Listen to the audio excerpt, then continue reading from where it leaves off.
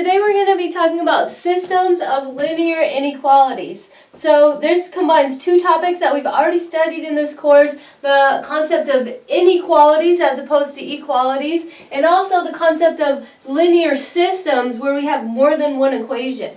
Okay? So in order to tackle the systems of linear inequalities, now we have more than one dimension. We're in two dimensions. So this is like when you have an inequality such as, for example, y minus x is less than or equal to 1.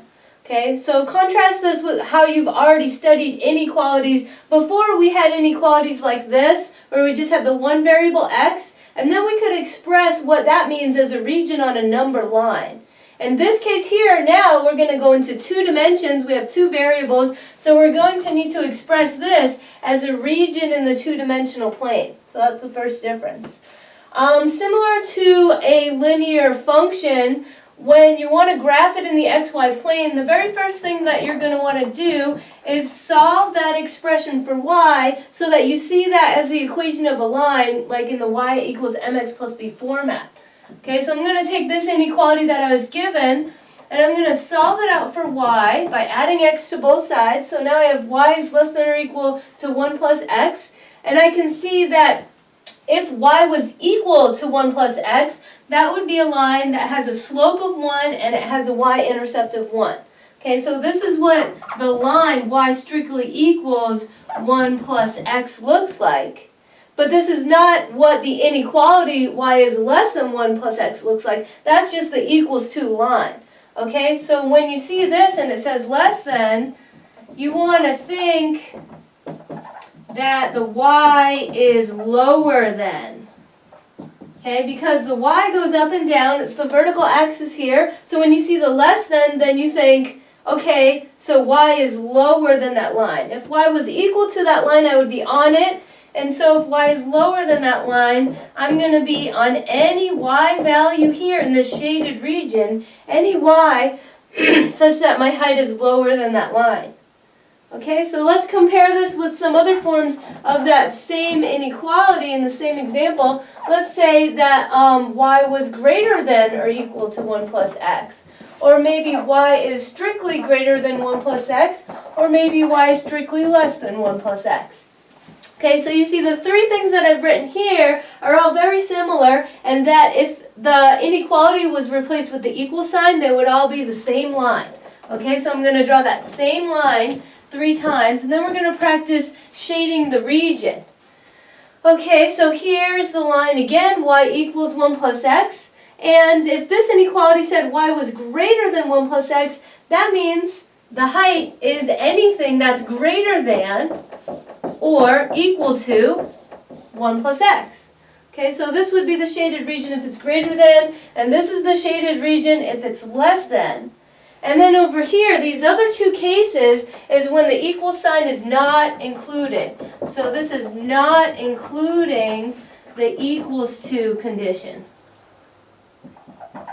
The little underline there, that was in the first two examples, these two are not including that. And so the only way that you can express this in order to contrast between those two is that instead of drawing the line as a bold line, you're going to now draw it as a dotted line. Okay, so in both of these cases, I'm going to draw that same line, but as a dashed line here, because I'm saying on these two conditions that I can't be equal to a point on the line. Only, in this case, I can only be something that's greater than it, or in this case, I can only be something that's less than it. Okay, so now you have all 4 examples of this inequality with all the different inequalities that it could be, and the corresponding shaded region. Okay, so make sure that you study and understand this before you move on, because the next thing that we're going to be doing is talking about a system here. This is only one equation in the plane, but now we're going to bump it up and we're going to do a system. Remember that a system means that you have 2 or more equations. So we could do 2 equations, 3, 4, 5. We could have as many lines as we want. And that's going to get pretty interesting in the plane. It's going to divide it into all sorts of different regions, and so we're going to explore each possibility individually. Okay, so we need an example to work with here. So let's say that I have these 2 equations to work with. Okay, and so notice that when I'm starting out here, I'm going to say they're both in the less than or equal to condition, but we can explore all the other different combinations of conditions. And this is a system because we have two of them, okay? The first step is always the same. Because we're going to be expressing this in the xy plane, the very first thing you want to do is solve both of those for y in terms of x, so you can see the familiar y equals mx plus b form. Okay, so this top one, I'm going to subtract x from both sides to get y is less than or equal to 10 minus x. Here I'm going to add 2x to both sides to get y is less than or equal to 4 plus 2x. Okay, and now I can see those two lines in the plane. Let's use some colors now because we've got all different lines in this xy plane. So let's say that I will graph this top one with a blue line. And then I'll graph the one below with a red line. And we're going to see how these two regions interact inside the plane. Okay? So the blue line first. Remember how to graph a line. This is the y-intercept here of 10. And it's got a slope of -1. So it's sloping downwards. And it's actually going to have an x-intercept of 10 as well. Okay? So there's the blue line. And then here we have one where it's going up. It has a y-intercept of 4, and it has a slope of 2, so it's a little bit steeper than the blue line. And those are actually the lines that I would draw if I had equal signs here. Okay, so this isn't the answer yet. This is not an expression of the inequality. Now I have to consider that what I'm actually saying here is that y is less than this blue line, and at the same time, y is less than the red line. So go ahead and pause the video here and try to shade the region that you think expresses that. Okay, so you're trying to think of something where y is less than both of those things. So just dealing with the blue line, here's where the height is less than the blue line. Okay, at the same time, here's where the height is less than the red line. So both of those together is going to be this region right here, this triangular region, including all that negative space and everything. And it's the heights where I'm less than both of those things at the same time. Okay, now remember that I was saying that typically we want to use this in a business application. So in order for it to become meaningful for us, we're going to show how this shows up inside various word problems. And you know that when we go from mathematical expressions to expressions in context, the domain can often change. Oftentimes the domain will be that we want a positive region, especially in x. Usually we're interested in x being a number of items or something, so we would want x to be positive. And sometimes y will be a different number of items, so that we would want y to be positive too. Okay, so if we wanted both of those things to be positive, that would actually mean that we want to include two more inequalities. Okay, so here's our first two inequalities, and then I'm going to add two more, but these are going to be simple ones. I want to restrict myself to the fact that x is greater than or equal to 0 and y is greater than or equal to 0, and the reason that I'm going to do that is because as you'll see in the coming lectures, x and y are going to represent numbers of different types of items that I'm selling. Okay, so we need two more lines, so I'm going to draw this line in orange there, and then I've got one more color. I'll draw the y is greater than or equal to 0 in green there. Okay, so I have my original lines, just like that.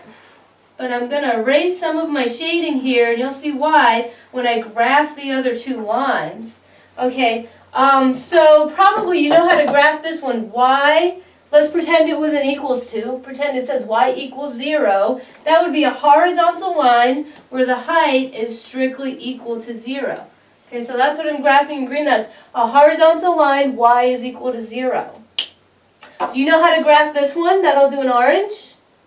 It says x is greater or equal to 0, and here's the x-axis here, so that's actually going to be a vertical line, okay? And it says I only want the stuff where the x is greater than 0, I only want the stuff where the y is greater than 0. At the same time, I want it to be lower than both of the blue line and the red line, and so now what happens to my shaded region is that it's restricted to this part of the plane. Okay, kind of like a trapezoidal region over here, a rhombus or something like that. That's the part of the plane that I will be interested in, again, more interesting when I get to the context of word problems. Okay, so take a good look at that region. One thing that I want to note about this region, those special places of interest, are going to often be the corners. Okay, so the corners are going to be the special places of interest. And so since they're so interesting, I want to say what are the x, y coordinates of all the corners. Of all the corners. Okay, so now looking at that region that I've shaded right there, can you guys tell what I mean by the corners? Yeah, those are going to be like this spot right here. Here's a corner. Okay, here's another corner, if you can picture that thing. Another corner right here. Okay, so when you look at the region that I've shaded, you can see that this is what I'm going to refer to as an edge. All these line parts are the edge. And then where two edges meet, that's what I refer to as a corner. Now, depending on what your inequalities are, whether they're less than or greater than or a combination of each, you will have a different number of corners. That's why shading the region, graphing the lines and shading the region is going to be your first step in tackling this type of problem. After you've done graphing the line and shading the region, then you step back and you say, oh, what kind of shape did I get? Where are the edges? And where do the edges meet? And where the edges meet, those are special places of interest. Those are the corners. 1, 2, 3, 4 corners I have right now. So now what I want to do is find the x, y coordinates of all of those corners. Okay, so you can see that each one of these corners is the intersection of two edges. So I'm going to just do this by color coding. Let's do with this first one. Where does the green line intersect the orange line? Okay, so where does the orange line and the green line intersect? Well, the orange line says that x is greater than or equal to 0. The green line says that y is greater than or equal to 0. So when are those both equal at the same time? Basically what I'm saying there is I'm saying x is equal to 0 and at the same time y is equal to 0. Therefore, the xy coordinate of my first corner, as you can see from the picture, is the origin 0, 0. That's the easy one. Okay, but I still wrote down what it says here because when we start to seek out the other corners, like this corner over here, it's actually going to turn into a question of solving a linear system. Okay, so we still have to keep that knowledge that we learned before. Let's do some of the other easy ones first, and we'll tackle that blue and red intersection last. Okay, so maybe I'll go over to this one where the blue line now intersects the green line. Okay, and here the blue line intersecting the green line is going to say that, let's see, the blue line says y equals 10 minus x, and the green line again says that y is equal to 0. And now you might be saying, hey, wait a minute, why are you saying equals to and not the inequality? And the reason is because when we're looking for the corners, which are intersections of the edges, that's actually on the line, okay? So it's not part of the region that I shaded in here of the inequality. It is literally where those edges of lines intersect. So the line itself is the equals to part. So I am allowed to change the inequality to an equality just for the purpose of finding the coordinates of the corners.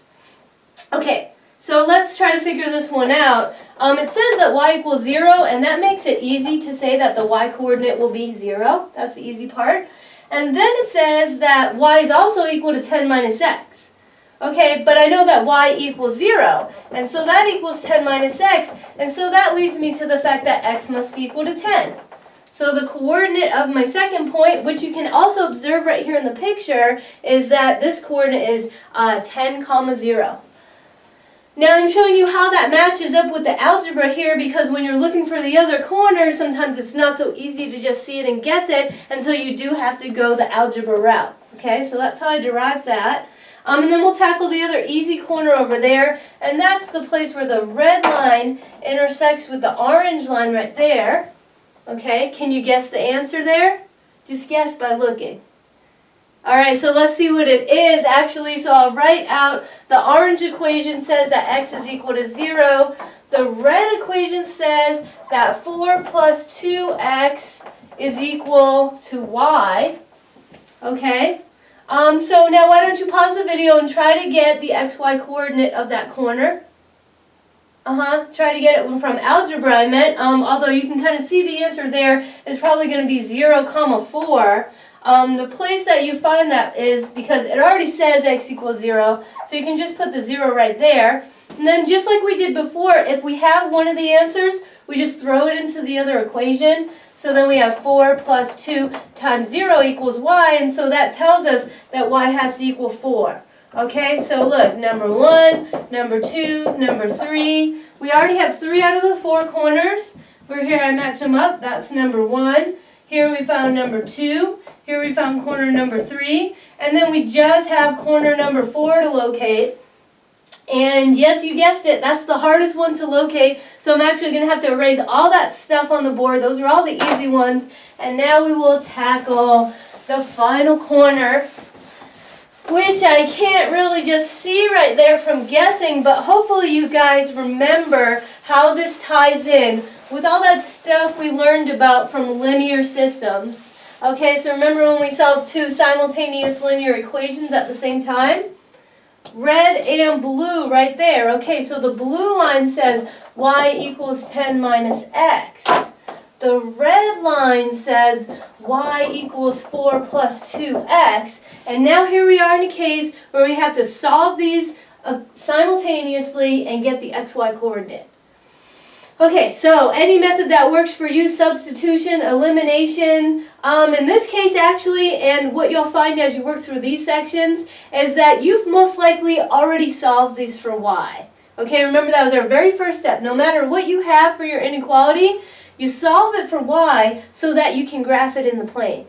And then lucky for you, when you get to something like this, it's already solved for y, and so if both of these are supposed to be true at the same time, that just boils down to saying that y, which is 10 minus x, has to equal y, which is 4 plus 2x, and this is usually how you're going to solve it. You'll have the y equals mx plus b format, and you just set the two right-hand sides equal to each other, and then you solve it out for x, okay? So I'll move the 4 over here to get a 6, I'll move the x over here to get a 3x, so then I get x is equal to 2, and then do you remember from linear systems, once we get here, we're not done yet, right? We have to take the x equals 2 and plug it into either one of these.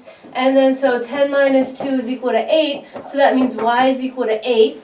Okay, and just so you know, you could have used either equation. If I took this 2 and put it in there, it would say y equals 4 plus 2 times 2. So 4 plus 4, also 8. So then that final coordinate is 2, 8. And that's number 4 right here, confirmed by graphing. You definitely want to have a graph of the linear system of inequalities on your page before you go to find the corners. That's because when you get to finding the corners, you have so many equations, it could easily get muddled up in your head, and you want to be able to match that up with a picture and make sure that the answers you're getting are on the right track. Okay? So keep that in mind, that the picture is definitely worth 1,000 words here, and that the picture should come from your algebra, and if it does not, you have to stop and look for your mistake. Okay, so that's how you find the corners on a system of linear inequalities, and I've boxed the other 2 inequalities here. You can see that altogether I actually had 4. And now I'd like to go into what the region would have looked like if I had a little bit of a different setup. Okay, now I'll tell you one thing, when you get into the business applications of this, this isn't really going to change. This is a very common inequality pair to have, is that x and y are both greater than 0. That's due to the domain and context. Okay, so this is usually true, and then the only thing that can change is maybe the y would change from a less than to a greater than. Maybe the x would, maybe the first one would change to a greater than, and the second one might also change to a greater than. So now I'll draw the instance, keeping in mind that I'm still restricting myself here to this because this is very common. So I'll even write that down. This is very common to have this pair. and that would restrict it to the positive first coordinate quadrant in there. And then the other case could be that maybe the y is less than, but the first one is less than, but the second one is greater than. Or the third case could be that the first one is greater than, but the second one is less than. Okay, so basically what I just did is I took these two equations here and I flipped around either both the inequalities or just one of the inequalities. And so I got here, I'm going to have all the 4 different cases of the regions that I'm going to get under all these conditions. Okay? Now, to really test your skill and your understanding of the visualization of this, I would like you guys to, after I set this up, pause the video and draw the shaded region that you think is obeyed under all these different sets of inequalities.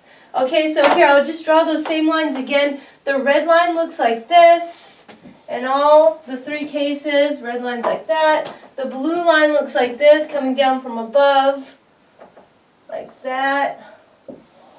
Okay? And remember that places of very special interest to us as we go into the word problems is going to be the corners of our region. Here we had 4 corners. Keep in mind that in all of those cases I'm still including these 2 inequalities. That's why I only graphed the first quadrant. Okay, so pause the video and shade the regions according to those inequalities, and then we'll talk about how many corners they have. Okay, so let's see if we can get these. This one, I'm going to say that, keep in mind that the second one is the blue stuff and the top one was the red stuff. Okay, I'm going to be above the red stuff and also above the blue stuff. At the same time, I want to be above both of those lines. So this is going to be the correct shading there, is that corner. Is that region. Okay, now let's go on to this one. Now it's saying that I'm going to be below the red, but I'm going to be, oops, I messed up the dots. Sorry about that, guys. So this one's actually the blue one, and this one was the red one. Second one was the red one. Okay, now you can see how confusing it can get. You may want to use different colored, maybe you want to get colored pencils or pens to do this. But make sure that you keep track. Another way to keep track of this stuff would be actually to label. Like with a little arrow, you can remind yourself that this is y equals 10 minus x, and that this one over here was y equals 4 plus 2x. Try to make it easy for yourself to remember which line is which, because especially when we go into the mixed inequality cases, you really have to pay attention to which line was which. Okay, so I don't want to get mixed up. I want to be below the 10 minus x line. I want to be below the blue line, but I want to be above the 4 plus 2x, the red line. Okay, so I want to be below this, but above this. Oh, here it is. That's a triangle this time. And notice that I didn't shade this stuff over here because, again, I'm still adding these restrictions into those additional cases because this is very common. Okay, so this one I got a triangle that just pretty much goes on forever. This one I got a very closed-in triangle. Let's see, what did you guys get for this one? Okay, so I want to be above the blue line up here, but I want to be below the red line over here, and so then I got this triangle, which has it just goes on forever on that side there, but it stops right there. Okay, take a minute to really absorb this and make sure that you can do this no matter how many equations you've been given. And then you can see that in all 4 of these different cases, I actually have covered like all the possible regions. You see there's only really 4 possible regions, here, here, here, or here, and each one of these cases encompasses one of those 4 possible regions. Now let's go into a little discussion of where the corners are on each one of these. Okay, because the corners are going to be really important when we get to optimization and linear programming. Okay, so take a minute to pause the video and say where the corners are on each one of these 3 regions, keeping in mind that we've already located the corners and their xy coordinates. I'll just write them over here. so that you can use them when you do this exercise. Okay, so where are the corners on those three regions? This one had 4 corners.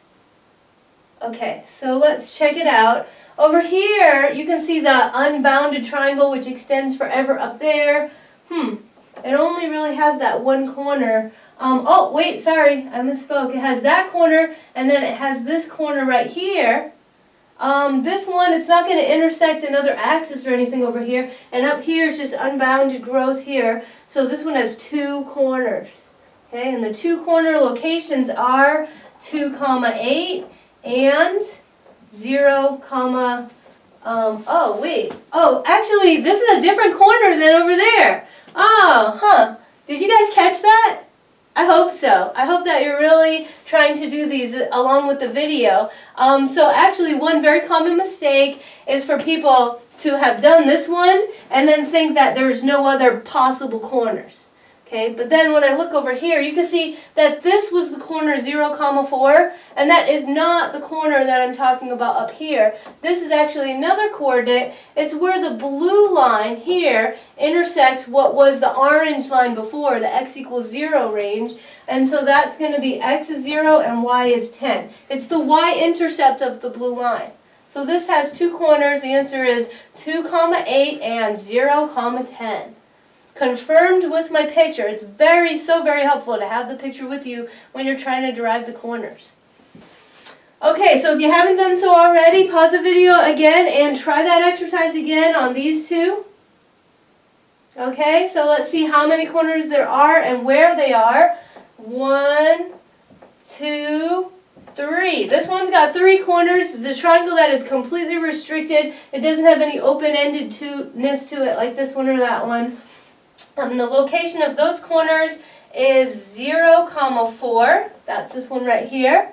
And then there's another one up here, 0, 10. And then the final one right there is the one that we had to solve the system of linear equations for, 2, 8. So this one has 3 corners. This one had 2 corners. And what did you get for that one over there? Did you get 1 corner? But don't forget about this corner down here. This one actually has 2 corners. It's got the 2, 8 corner right there, and then it's got a new corner. Oh, actually an old corner. That was from there before. That's 10, 0. So this one's got 2 corners here. It's got the 2, 8, and it's got the 10, 0. Wow, that's a lot of work. Okay, so this week we are going to have a lot of work. This is just the very first concept that you need to absorb, which is taking a set of linear inequalities, graphing it, shading the region, and locating the corners. Make sure that you've practiced this on a number of examples before you move on to how we will apply this to business applications.